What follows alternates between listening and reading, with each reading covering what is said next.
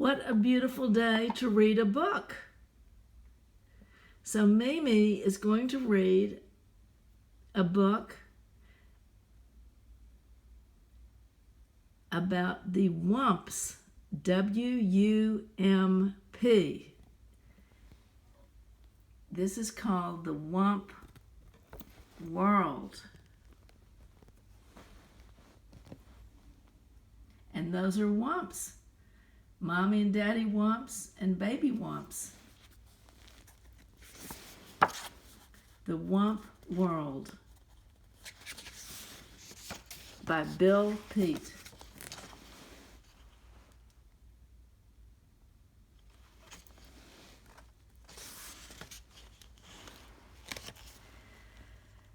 The Wump World was a small world, very much smaller than our world. There were no great oceans, lofty mountains, there were no giant forests, and there weren't broad sandy deserts.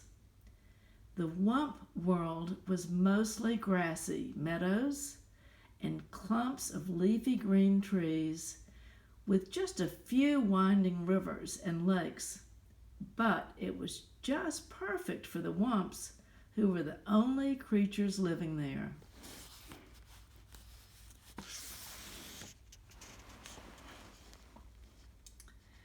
The Wumps were simple grass eaters and spent most of their time grazing on the tall, tender grass that grew in the meadows.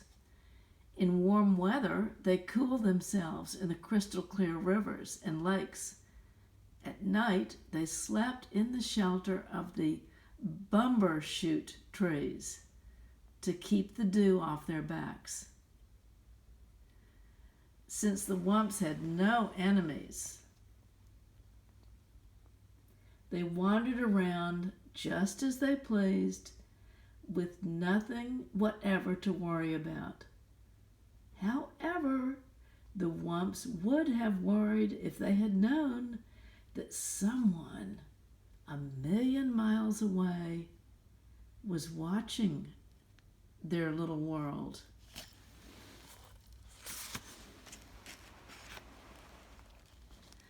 One morning, the Wumps were awakened by a far-off humming sound. It seemed to be coming from somewhere above. And as the humming grew into a heavy roar, the sleepy-eyed Wumps crept through the forest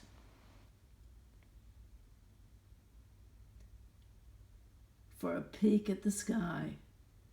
Zooming straight for Earth came a great flock of pot-bellied monsters with tails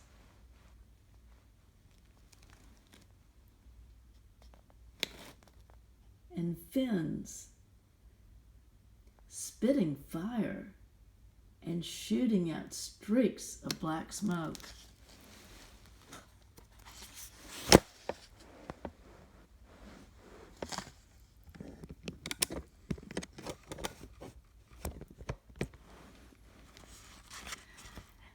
As the monsters swooped down to land, huge legs sprang from their bulging sides, and like gaping mouths, their doors flew open, and then ramps shot to the ground.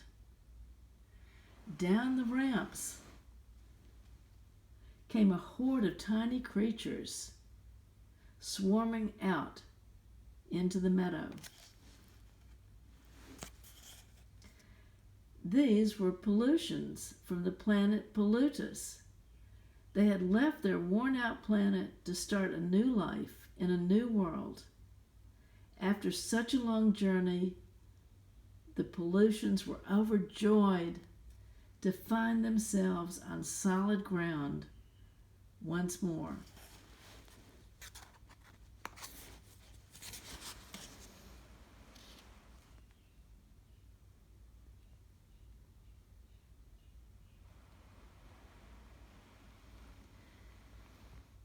They were all prattling with excitement as they followed their leader, the topmost pollution and world chief, across the meadow. At the top of a hill, the chief stopped for a long look at the surrounding countryside. Finally, he said, "Looks good. We'll take it. Plant the flag, Sergeant, and let's get things going."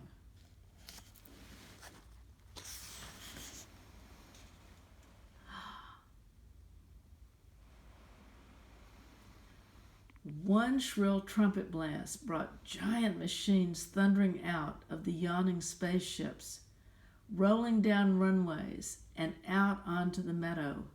The timid Wumps had been watching warily from the shelter of the trees, and at the sight of the giant machines, they were horrified.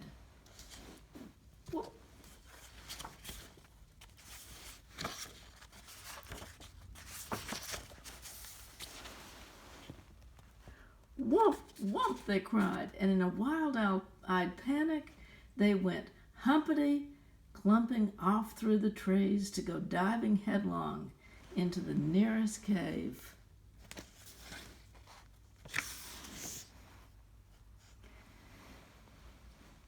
Then down they tumbled head over heels through a twisting tunnel to end up huddled together in dark caverns, while the earth-shaking machines rumbled above. Once they got started, the monstrous machines above moved at a furious pace, gobbling up trees and grinding them to bits. More giant machines flattened the ground, followed by the great scoopers and scrapers and diggers and gigantic cranes. Soon the entire Wump world was overrun.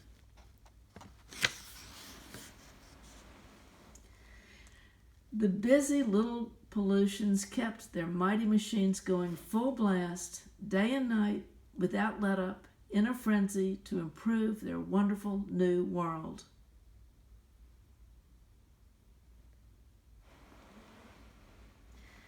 Suddenly, great cities sprang up.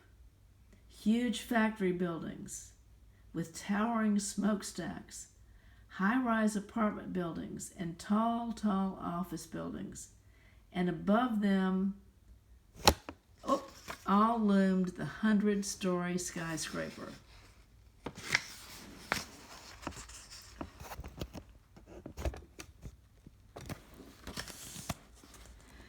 Along with the buildings came a tangle of streets and freeways.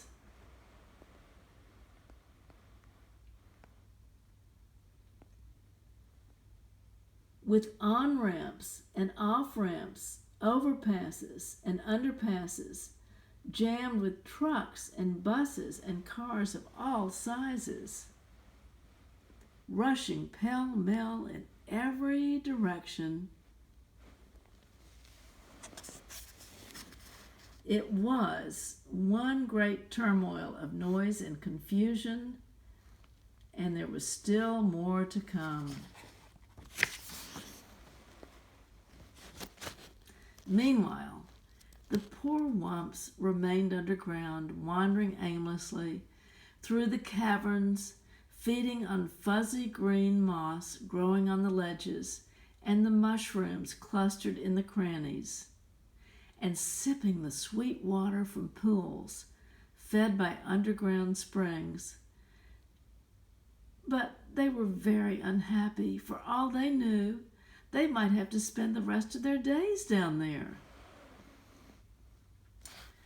The Wumps didn't dare to venture up to the surface, not even for a peek. They were much too frightened by the endless rumblings and roarings and loud screechings coming from above, and it was growing noisier by the day.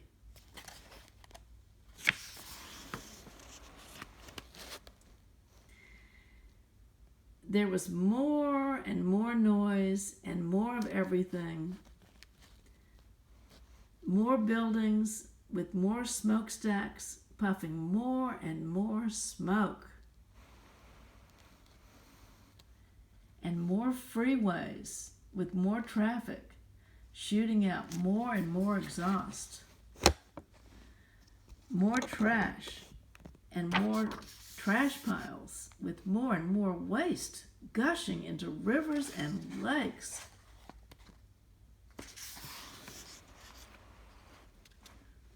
Pretty soon, the cities were so clouded by the factory smoke and the fumes from the freeways, the pollutions could barely breathe. They went sneezing and wheezing about the streets, grouching and grumbling and blaming each other for the awful mess they were in.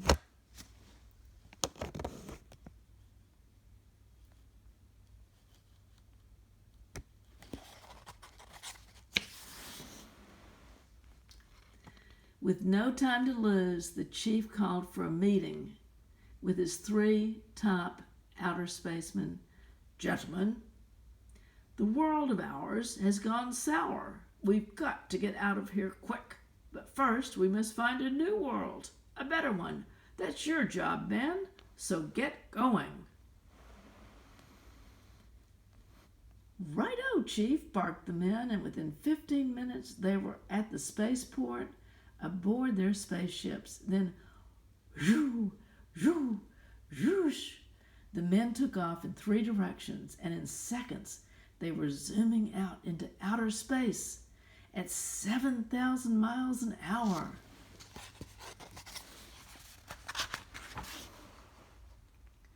Days passed with no word from the outer spaceman.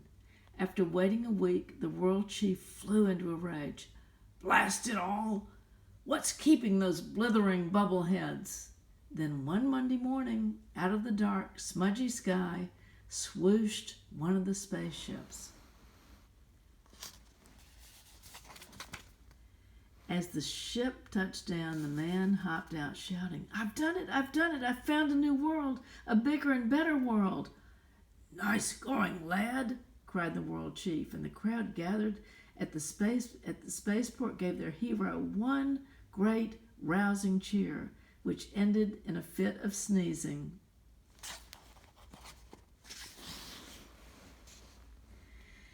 In no time, the great news was sent flashing around the world over radio and TV, warning all pollutions to be packed up and ready to go within 24 hours. At dawn the next day, the entire population swarmed out into the space center and crowded aboard the giant spaceships.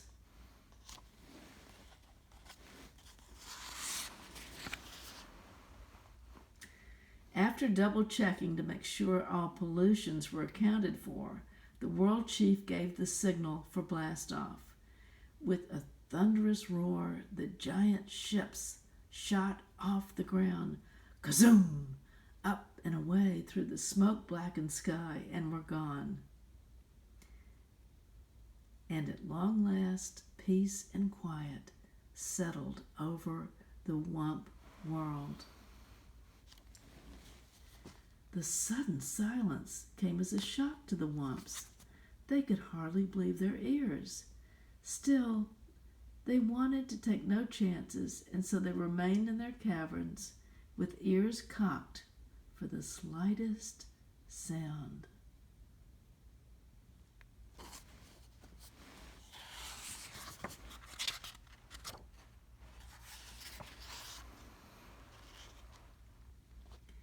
After a long silence, they decided it was time to go, and led by the biggest Wimp, they crept up the tunnel to the cave entrance to find it covered by a crust of cement.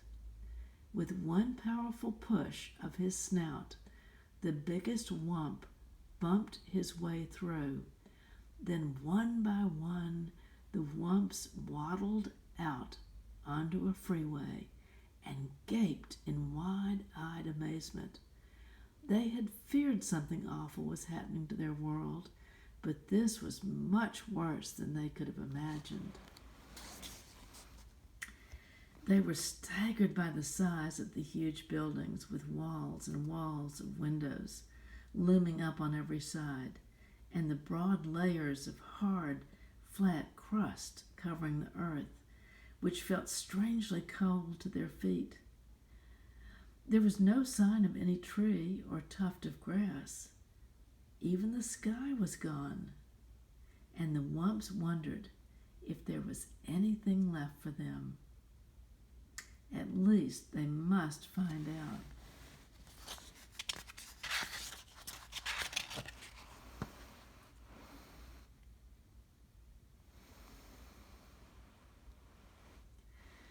They wandered the freeways for miles, only to find more and more buildings with endless heaps of wreckage and rubble.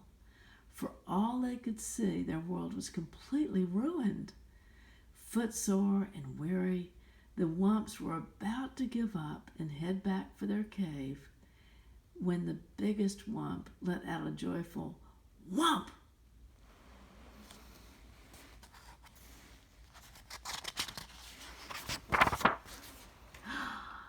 Just ahead of them was a grassy meadow with a clump of bumbershoot trees, all that was left of their lovely world.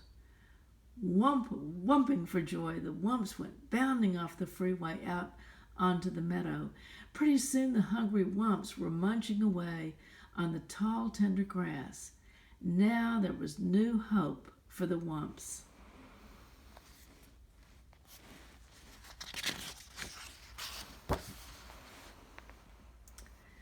In time, the murky skies would clear up and the rains would wash the scum from the rivers and lakes. The tall buildings would come tumbling down and the freeways would crumble away. And in time, the green growth would wind its way up through the rubble. But the Wump world would never be quite the same. The end.